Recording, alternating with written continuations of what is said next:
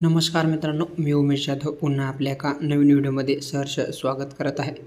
तर मित्रांनो, शैक्षणिक वर्ष 2025-26साठी 10वी आणि 12वीच्या विद्यार्थ्यांसाठी अत्यंत महत्त्वाची अपडेट या ठिकाणी आलेली आहे, जे की परीक्षेसंदर्भात आहे. ती सविस्तर माहिती काय आहे ती पूर्ण आपण या व्हिडिओमध्ये बघणार आहोत.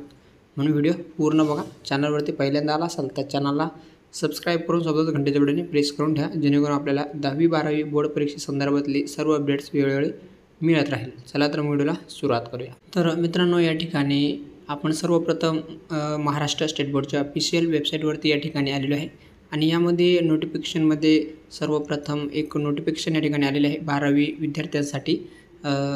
उच्च माध्यमिक प्रमाणपत्र 12वी फेब्रुवारी-मार्च 2026मध्ये जी परीक्षा होणार आहे यासाठी जे आवेदनपत्र आहे तर ते सादर करण्यासाठी काही तारीख या ठिकाणी तुम्हाला दिलेली आहे. म्हणजे या ठिकाणी तुम्हाला 12वीचे परीक्षा फॉर्म भरण्यासाठी या ठिकाणी तारीख बोर्डाकडून आलेली आहे.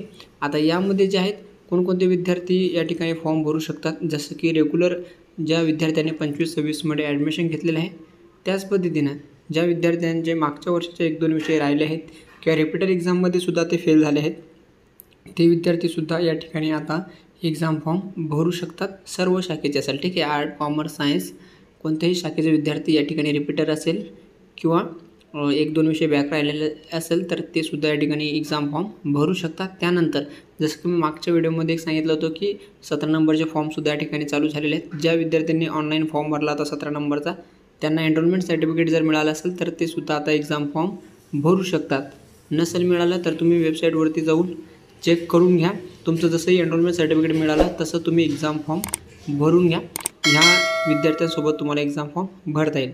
यासाठी फक्त डेट दिली आहे बघा, 8/9/2025 तर 30/9/2025पर्यंत तुम्हाला तुमच्या महाविद्यालयामध्ये जाऊन तो एक्झाम फॉर्म भरायचा आहे. एक्झाम फॉर्म कसा भरला जातो याच्यावरती डिटेलमध्ये आपल्या चॅनलवरती ऑलरेडी व्हिडिओ आहे.